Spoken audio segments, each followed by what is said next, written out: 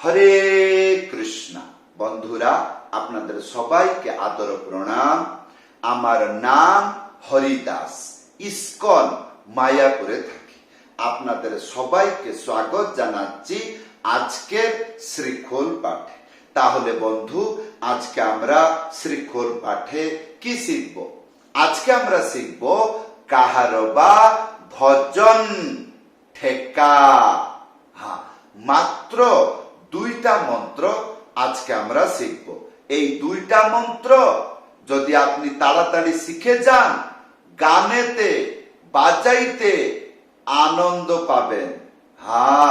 যত ইচ্ছা এই দুটো মন্ত্র আপনি বহুবার বারবার সবসময় গানেতে বাজাইতে পারেন। ভিডিওটি শেষ পর্যন্ত ভালো করে দেখুন, ভুলে যাবেন না। কৃপা করে চ্যানেলটি সাবস্ক্রাইব করে দিবেন। তাহলে বন্ধু, আজকে আমরা কি শিখব? কাহারবা ভজন ঠেকা। মাত্র দুইটা মন্ত্র শিখব। তাহলে আসুন আগে মন্ত্র শিখি, তারপরে এই মন্ত্রের সাথে কোন কোন গান বা কোন কোন গানেতে এই মন্ত্রটি বাজবে তখন আমি বুঝে নিব। তাহলে কি হবে? আমার উৎসাহ বাড়বে না, আমাকে শিখতেই হবে। তাহলে এই হলো প্রথম মন্ত্র। আসুন কি লেখা আছে? ধিট্টি নানা টিট্টি ধানা। ভালো করে ধ্যান পূর্বক দেখবেন। কি দেখবেন? মন্ত্র তার যে শব্দ মৃদঙ্গে কেমন করে উচ্চারণ হচ্ছে সেগুলো মনে রাখবেন, তাহলে তাড়াতাড়ি শিখে যাবেন। প্রথম মন্ত্র, প্রথম স্টেপ ধিট্টি নানা। প্রথমে ধিট্টি বাজাবো। ধিট্টিটা কেমন বাজাবো? একটা আঙ্গুলি মাঝখানে চেপে ধা একসাথে বাজাবেন। এইটা হবে ধি। আর তিনটে আঙ্গুলি মাঝখানে চেপে বাজাবেন। কি হবে? টি। তাহলে ধি টি। আর ইয়ার পরে নানা, প্রথম না, একটা আঙ্গুলি মাঝখানে উড়িয়ে, এটা হলো প্রথম না। আর দ্বিতীয় না, একটা আঙ্গুলি মাঝখানে উড়িয়ে থাপ একসাথে বাজবে। তাহলে হি টি না না। ইয়ার পরে দ্বিতীয় লাইন টিটি ধানা। প্রথমে একটা আঙ্গুলি, তারপরে তিনটে আঙ্গুলি মাঝখানে চেপে বাজাবেন। কি হবে? টি টি। ইয়ার পরে ধানা, একটা আঙ্গুলি মাঝখানে উড়িয়ে ধা একসাথে বাজবে। ধা। তারপরে একটা আঙ্গুলি মাঝখানে উড়িয়ে না। এইবার আসুন সম্পূর্ণ মন্ত্র বাজিয়ে দেখাচ্ছি। বাড়িতে বসে এইরকম অভ্যাস করুন। এইরকম চুটকি বাজিয়ে একবারে লয়ের সাথে বাজাইতে পারবেন। কেমন? আসুন। টি টি না না, টি টি ধা না। এইরকম করে 10-15 বার বাজিয়ে নেবেন। তারপরে চেষ্টা করবেন এইটা গানের লয়েতে বাজাইতে হবে। তাহলে আসুন দেখুন এই মন্ত্রটি গানের লয়েতে বাজাইতে গেলে শুনতে কেমন লাগে।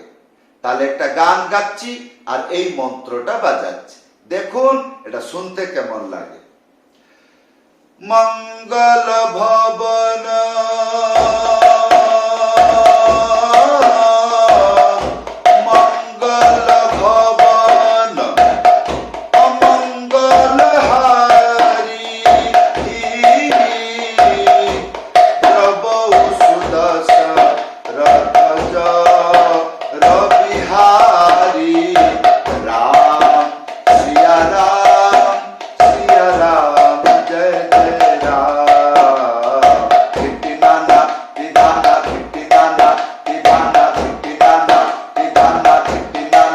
এইবার বুঝা গেল এই মন্ত্র যে আমি শিখব কষ্ট করে তাহলে এই মন্ত্র শিখলে যখন গানেতে বাজছে শুনতে কত আনন্দ লাগছে, এটা শুনেছেন?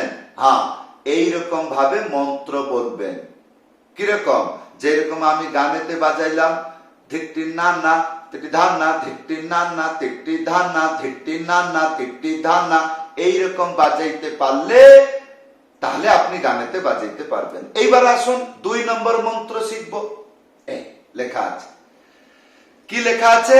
ধান্না তিট্টি, তারপরে নান্না ধিট্টি। ধান্না তিট্টি, একটা আঙ্গুলি মাঝখানে উড়িয়ে ধা একসাথে বাজবে। তাহলে ধা আর একটা আঙ্গুলি মাঝখানে উড়িয়ে না, তাহলে ধা না। আয়ার পরে তিট্টি, ধ্যান পূর্বক দেখবেন, একটা আঙ্গুলি মাঝখানে চেপে চেপে থা একসাথে বাজাবেন। তাহলে কি হবে? তি, আর 3টে আঙ্গুলি মাঝখানে চেপে তি। তাহলে ধা না তি তি। আর পরে নানা ধিটি, তাহলে একটা আঙ্গুলি মাঝখানে উড়িয়ে না না। আর পরে ধিটি, একটা আঙ্গুলি মাঝখানে, মনে রাখবেন, একটা আঙ্গুলি মাঝখানে চেপে ধা একসাথে বাজবে। তাহলে ধি, আর 3টে আঙ্গুলি মাঝখানে চেপে বাজাবেন, এটা হবে টি। হলো। এইবার আসুন সম্পূর্ণ মন্ত্র বাজিয়ে দেখাচ্ছি। এইরকম বাড়িতে বসে বাজাবেন। কিরকম? ধা না টি টি, না না টি টি। এইরকম কখন বাজাইতে পারবেন? যদি মন্ত্র ভালো করে মুখস্থ করেছেন। হ্যাঁ, মন্ত্রটি মাথায় রাখতে হবে। মাথায় না রাখলে এইরকম হাত ঘুরিয়ে কিরকম বাজাবো? হ্যাঁ, এই জন্য মন্ত্রটি মনে রাখতে হবে, মুখস্থ করতে হবে, হ্যাঁ, মাথায় রাখতে হবে। তাহলে আপনি একটা একটা অক্ষর বাজিয়ে একবার লয়তে বাজাইতে পারবেন। এইরকম 10-15 বার বাজিয়ে যাবেন, হাত ঠিক হয়ে যাবে, ব্যালেন্স। ইয়ার পরে গানের সাথে যেরকম লয়তে বাজে সেই রকম বাজাবেন। তাহলে আসুন একটা গান গাইয়ে এই মন্ত্র বাজাচ্ছি, তাহলে বুঝতে পারবো এটা কিরকম গানেতে বাজে। হ্যাঁ, তাহলে না রে না রে না না, ডা রে না রে না না, ডা রে না না না, না না না না না, ডা রে না রে না না, ডা রে না রে না না, ডা রে না না না, ডা না না না না।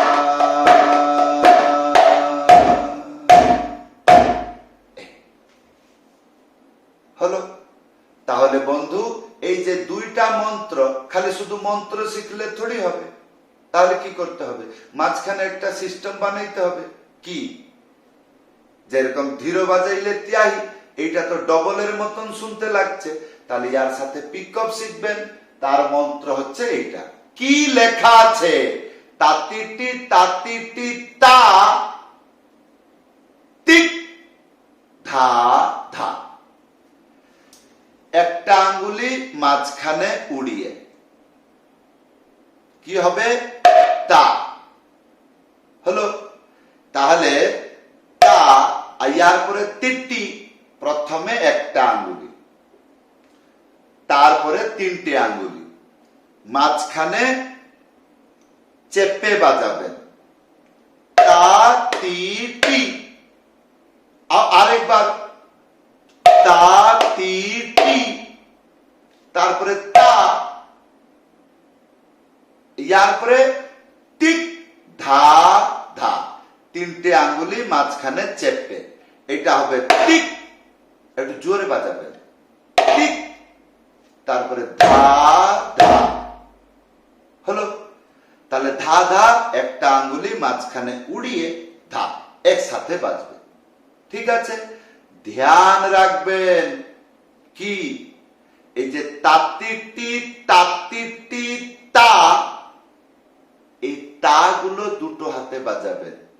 তাহলে তা তিটি তা তিটি তা টিক তা। তাহলে এটা গানের সাথে বাজালে কেমন লাগে? তাহলে আসুন গান গাইবো, এটা বাজাবো, আপনি ভালো করে শুনুন। হ্যাঁ, তাহলে এই দুটো মন্ত্র যখন আমরা বাজাচ্ছি, এই মন্ত্রগুলো কিরকম সাজানো হচ্ছে, তারপরে কিরকম, তারপরে কিরকম, ভালো করে শুনুন। তাহলে কি হবে? বুদ্ধি হবে। হ্যাঁ, তাহলে এইরকম, যেরকম হরে কৃষ্ণ কৃষ্ণ কৃষ্ণ হরে হরে, হরে রাম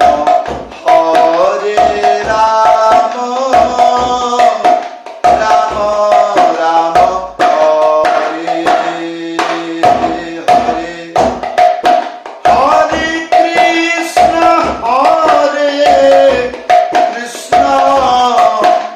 কৃষ্ণ কৃষ্ণ হরে হরে, হরে রাম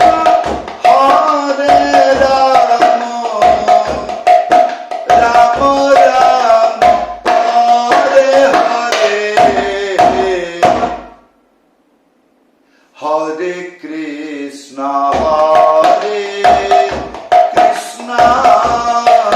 কৃষ্ণ কৃষ্ণ হরে হরে, হরে রাম রাম রাম হরে হরে। হলো না স্যার, আমি এইরকম বাজাইতে চাই। প্রথমে মন্ত্র মাথার ভিতরে মনে রাখতে হবে, তাহলে কি হবে? আর আমার মাথায় মন্ত্র নাই, তাহলে আমি বাজাবো কি?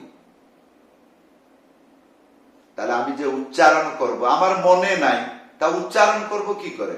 খাতায় লিখে? খাতায় লিখে কিছু করা যায়? খাতায় এই জন্য লিখা যায় যে আমি একজন মূর্খ, পরবর্তীতে ভুলে দিতে পারবো, এই জন্য খাতায় লিখতে হয়। হ্যাঁ, তা মন্ত্র কি খাতার? না, এটা আমার মন্ত্র। যেরকম আপনি টাকা বাক্সয় রাখছেন, তা টাকাটা কার? বাক্সর থরি, তাহলে আপনার। এবার প্রশ্ন হবে, আপনি কেন বাক্সতে টাকা রেখেছেন? আরে ভাই, আমি ভুলে যাব, কোথায় রেখে দিলে কেউ নিয়ে যাবে, হ্যাঁ, সেইখানে রাখলে সুরক্ষাতে থাকবে। তাহলে মন্ত্রটি মুখস্থ রাখতে হবে, তাহলে দিলদার করে এগুলো বাজিতে পারবেন। আজকের ভিডিও কেমন লাগলো আশা করব ভিডিওতে কমেন্ট করে জানাবেন। যদি আপনি আমার কাছে শ্রীখোল পাঠ শিখতে চান, তাহলে এই নম্বরে কন্টাক্ট করবেন। এটা হলো হোয়াটসঅ্যাপ নম্বর, লিখে জানাইতে পারেন, কল করে জানাইতে পারেন। সবাইকে ধন্যবাদ, সবাইকে প্রণাম। হরে কৃষ্ণ।